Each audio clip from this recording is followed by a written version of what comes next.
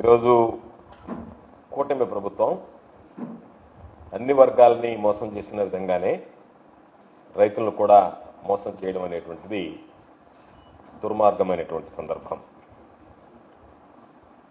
ఎందుకంటే ఎప్పటికప్పుడు diversion politics చేస్తూ రైతులకు సంబంధించినటువంటి సమస్యలను పట్టించుకోకుండా ఒక పక్క రైతుల సమస్యలని పరిష్కారం చేయకపోగా రైతులకు ఏదైతే అమలు చేస్తానని చెప్పి ఎన్నికలకు ముందు హామీ ఇచ్చాడో చంద్రబాబు నాయుడు గారు వీటిని కూడా అమలు చేయకుండా రైతులను అనేక రకాలైనటువంటి ఇబ్బందులకు గురి చేస్తూ వ్యవసాయాన్ని సంక్షోభంలోకి నెట్టివేసేటువంటి పరిస్థితులు స్పష్టంగా మనకు కనిపిస్తున్నాయి. ఈరోజు దాదాపుగా వ్యవసాయం అనేటువంటిది సంక్షోభంలో కూరుకుపోయింది. రైతు అనేటువంటి వాడు అన్నదాత అప్పుల పాలయ్యాడు. పండించుకోవడానికి అనేక రకాలైనటువంటి సమస్యలు వెంటాడుతున్నాయి. సూపర్ 6లో ఉన్నటువంటి పెట్టుబడి సాయం అయితే ఈరోజు రైతులకు అందించలేదు. ఇటువంటి నేపథ్యంలో అనేక రకాలైనటువంటి ఇబ్బందులు పడుతూ చివరికి ఏదో ఒక విధంగా పండించుకున్నటువంటి ధాన్యానికి గిట్టుబాటు ధర లేకపోవడంతో గత్యంతరం లేక మరో మార్గం లేక రైతులు ఆత్మహత్యల వైపు మొగ్గు చూపించడం అనేటువంటిది ఇది నిజంగా దురదృష్టకరమైనటువంటి పరిణామం. అనేక రకాలైనటువంటి సమస్యలు రైతులను వెంటాడుతున్నాయి. వరదలు ఒక పక్క వస్తున్నాయి, భారీ వర్షాలు ఒక పక్క చూస్తున్నాం, మరొక పక్క వర్షాభావ పరిస్థితుల్లో కొన్ని ప్రాంతాలు కరువుతో ఈరోజు అలమటించేటువంటి పరిస్థితి కనిపిస్తుంది.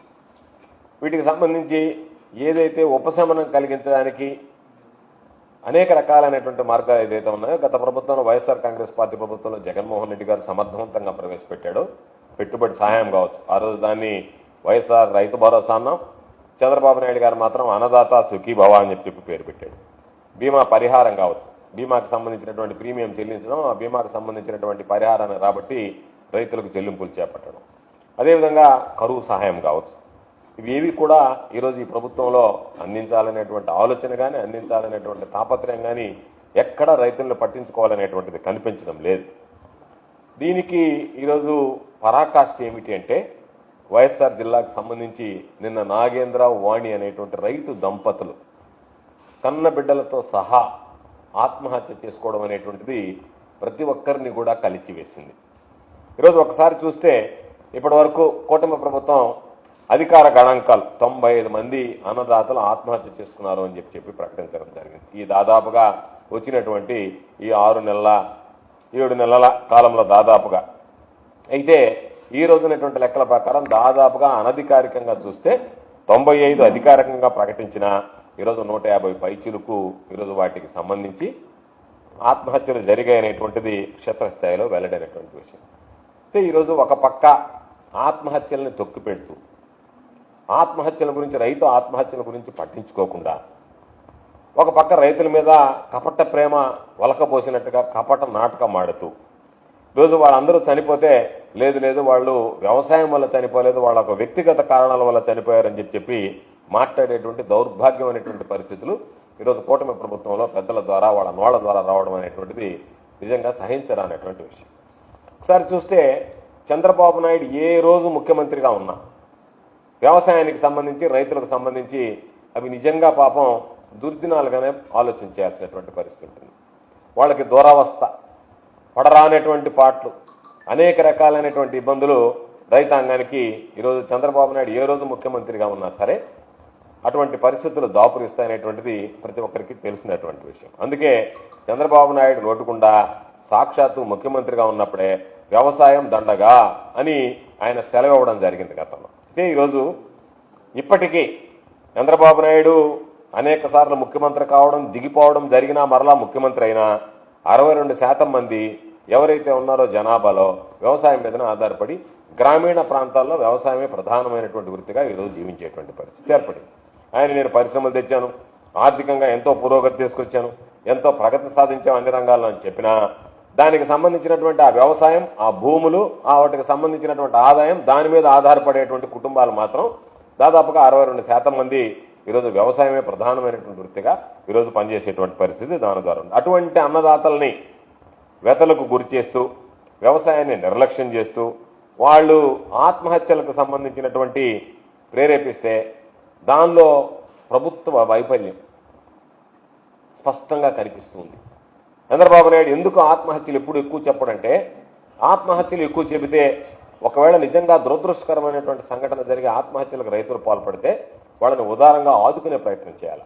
చంద్రబాబు నాయుడు ఆత్మహత్యలను తొక్కి పెడతాడు. కారణం ఏమిటంటే, ఆత్మహత్యలు ఎక్కువయ్యాయి అంటే ప్రతిపక్షాలు కానీ ఇంకా మిగతా ప్రజల దృష్టిలో, ఈ సమాజం దృష్టిలో చంద్రబాబు సమర్థవంతంగా పనిచేయలేదనేటువంటి నాకు అపప్రద వస్తుందేమో, దానివల్ల రైతుల ఆత్మహత్యలను అడగదొక్కేస్తే సరిపోతుంది. వాటిని తొక్కేస్తే ఎక్కడ కూడా ఆత్మహత్యలు వెలుగు చూడకుండా, వాటిని బయటికి రానివ్వకుండా, ఎక్కడన్నా పత్రికల్లో వచ్చినా ఎవరన్నా ఘోషించినా లేదు లేదా వ్యక్తిగత కారణాలతో జరిగాయనేటువంటి కలరింగిచ్చి తప్పించుకోవాలనేటువంటి ఆలోచన చేస్తాడు తప్ప, కనీస సాయం అందించాలనేటువంటి ఓ మానవతా దృక్పథంతో కూడా రైతుల పట్ల చంద్రబాబు నాయుడు గారు ఎప్పుడూ వ్యవహరించినటువంటి పరిస్థితి లేదు. ఒక్కసారి చంద్రబాబు నాయుడు ఆలోచన విధానం చూస్తే, ఉమ్మడి ఆంధ్ర రాష్ట్రం ఉన్నప్పుడు ఆనాటి కాంగ్రెస్ ప్రభుత్వంలో ₹1,00,000 రైతులకి ఆత్మహత్య జరిగితే వాళ్ళకి ఆ రోజు ₹1,00,000 పరిహారం ఇచ్చేటువంటి వాడు. చంద్రబాబు నాయుడు తర్వాత ముఖ్యమంత్రి అయిన తర్వాత ఎంత దౌర్భాగ్యం అంటే, అదే చంద్రబాబు నోటితోనే ₹1,00,000 పరిహారం ఆశించి రైతులు ఆత్మహత్య చేసుకుంటున్నారు అని చెప్పి రైతులను కించపరిచేటువంటి విధంగా అవహేళనగా మాట్లాడినటువంటి సందర్భాలు ఉన్నాయి. ఆ తర్వాత దాన్ని దాదాపుగా 2003 వచ్చేటప్పటికి చంద్రబాబు ఇచ్చే పరిహారాన్ని కూడా ఆపివేశాడు. ఇవ్వలేదు, ఇవ్వాలని అనిపించలేదు, ఇవ్వలేదు. తర్వాత 2014లో మరలా ఈ పరిహారాన్ని పునరుద్ధరించే క్రమంలో చంద్రబాబు నాయుడు ముఖ్యమంత్రి అయిన తర్వాత ₹1,50,000 లెక్కన దాన్ని ఇస్తానని చెప్పి 2015 ఫిబ్రవరి 18 వరకు, 2014లో ముఖ్యమంత్రి అయిన తర్వాత 2015 ఫిబ్రవరి 18 వరకు ₹1,50,000 రైతులకు ఇచ్చాడు. ఆ తర్వాత దాన్ని నేను 5 లక్షలకు పెంచుతున్నానని చెప్పి, దానిలో ఎంత దుర్మార్గం అంటే, నేను 5 లక్షలకు పెంచుతానని చెప్పి ₹1,50,000 ఆ రైతు కుటుంబాలకు సంబంధించి వాళ్ళ బకాయిలు ఉంటే ఆ బకాయిలు చెల్లించేస్తారు. కాబట్టి ₹1,50,000 బకాయిలకు వెళ్ళిపోతాయి. ఆ రైతు కుటుంబం ఉన్నటువంటి బ్యాంకులకు కానీ ఎక్కడన్నా బకాయిలు ఉంటే వాటిని చెల్లించేస్తారు. అయిపోయింది. ₹3,50,000 కూడా నేరుగా నేను ఇవ్వను, నేను ఫిక్స్డ్ డిపాజిట్ చేస్తే దాని మీద వచ్చే వడ్డీతో మీరు బతికితే భవిష్యత్తులో మీ అవసరాలకు సంబంధించినటువంటి తీరాల్సిందే తప్ప రైతుల్ని, ఆ కుటుంబాన్ని, చితికిపోయినటువంటి ఆ కుటుంబాన్ని, ఆత్మహత్య చేసుకున్నటువంటి ఆ కుటుంబాన్ని వెంటనే ఆదుకోవాలనేటువంటిది ఎక్కడా కూడా కనిపించినటువంటి నేపథ్యం లేదు. ఒక్కసారి మనం చూస్తే 2014 నుంచి 2019 వరకు దాదాపుగా 5-6 వేల మందికి పైచీలకు ఆత్మహత్యలకు పాల్పడితే చంద్రబాబు నాయుడు ప్రభుత్వం ఆ రోజు గుర్తించింది కేవలం 1,223 మందిని. ఆ 1,223 మందిలో కూడా వీళ్ళు రైతులు ఆత్మహత్య చేసుకున్న, వ్యవసాయానికి సంబంధించినటువంటి సందర్భంలో వీళ్ళు ఆత్మహత్యలకు పాల్పడలేదు, వ్యవసాయంలో నష్టపోయి పాల్పడలేదని చెప్పి కేవలం 450 మందికి ఆ రోజు ₹20,12,00,000 కౌలు రైతులకు ₹1 కూడా ఇచ్చినటువంటి సందర్భం లేదు. కేవలం ఈ 450 మందికి ₹20,12,00,000 ఇచ్చి చేతులు దులుపుకున్నటువంటి నేపథ్యం చంద్రబాబు నాయుడు గారిది. 2019-24 మధ్య ముఖ్యమంత్రిగా జగన్మోహన్ రెడ్డి గారు అయిన తర్వాత ఏదైతే రైతులకు సంబంధించినటువంటి ఆత్మహత్యలకి 5 లక్షలు ఉన్నాయో ఆ 5 లక్షల రూపాయలని ₹7 లక్షలకు పెంచడం జరిగింది.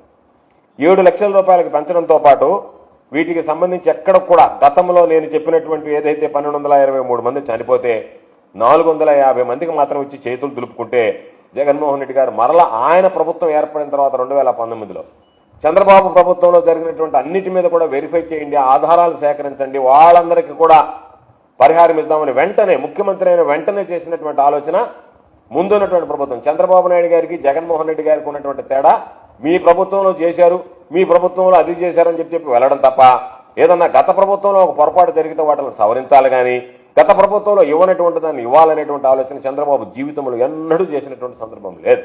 అటువంటిది జగన్మోహన్ రెడ్డి గారు చొరవ తీసుకుని ఎంతమంది చనిపోయారనేటువంటిది లెక్క వేసి 2014-2019 మధ్య 474 మంది కుటుంబాలు ఆత్మహత్యలు చేసుకున్నాయి, వాళ్ళకి పరిహారం అందలేదు అని చెప్పి లెక్క తేల్చి 474 కుటుంబాలకి జగన్మోహన్ రెడ్డి గారు నష్టపరిహారం అందించడం జరిగింది. మిగిలిన కుటుంబాలకు సంబంధించినటువంటి రికార్డు డేటా కూడా కలెక్ట్ చేసేటువంటి అవకాశం రాలేదు.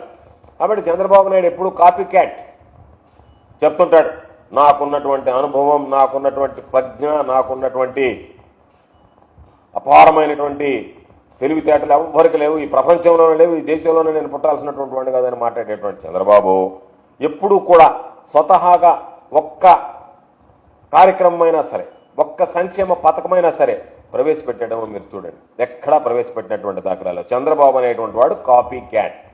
ఎవడన్నా ప్రవేశపెట్టినటువంటి దాన్ని కాపీ చేయడమో లేకపోతే ఇతర రాష్ట్రాల్లో ప్రవేశపెట్టిన దాన్ని తీసుకొచ్చి ఇక్కడ అమలు చేయడమో తప్ప ఎక్కడా చంద్రబాబు నాయుడు బుర్రలో నుంచి మోసం చేయడానికి ఎక్కువగా ఆలోచన చేస్తాడు కాబట్టి ప్రజలకు సంబంధించినటువంటి సంక్షేమాన్ని గురించి ఆలోచన చేయడానికి సమయం ఉండదు. ఆ ఆలోచన చేయాల ప్రజలకు అనేటువంటి ఆ ఆలోచన శక్తి కూడా చంద్రబాబు నాయుడుకి లేదు. అందుకనే ఈరోజు అందరినీ గతంలో చూసాం, కాంగ్రెస్ పార్టీ రుణమాఫీ చేస్తే నేను వస్తే రుణమాఫీ చేస్తానని 2014లో అధికారంలోకి వచ్చిన తర్వాత ఎన్ని రకాలైనటువంటి నిబంధనలు విధించి రైతులకు ఇవ్వడానికి డబ్బులు మనసు రాక రైతు రుణమాఫీ పేరుతో మోసం చేశాడు. ఈరోజు మరలా జగన్మోహన్ రెడ్డి గారు రైతులకు పెట్టుబడి సాయం ఇస్తుంటే లేదు, జగన్మోహన్ రెడ్డి గారు ఇచ్చేటువంటిది 13,500, నేను 20,000 రూపాయలకు పెంచుతానని చెప్పి దాని పేరు కూడా అన్నదాత సుఖీభవ అని చెప్పి ప్రకటించాడు. ఇచ్చినటువంటి పరిస్థితి లేదు. ఈ పెట్టుబడి సాయం కూడా జగన్మోహన్ రెడ్డి గారిని చూసి కాపీ కొట్టి జగన్మోహన్ రెడ్డి గారు 13,500 ఇస్తే నేను 20,000 ఇస్తానని చెప్పి ప్రకటించాడు తప్ప చంద్రబాబు నాయుడికి అటువంటి ఆలోచన, అంత అనుభవజ్ఞుడైనటువంటి చంద్రబాబు నాయుడికి రైతుల పట్ల ఉదారంగా వ్యవహరించాలనేటువంటి ఆలోచనే రాకపోవడం అనేటువంటిది ఈరోజు రైతాంగం మొత్తం గమనించాలనేటువంటిది ఈ సందర్భంగా తెలియజేస్తున్నాను. కాబట్టి చంద్రబాబు అన్ని రంగాల్లో కూడా జగన్మోహన్ రెడ్డి గారు రాగా రైతులను ఆదుకోవడంలో విఫలం చెందాడు.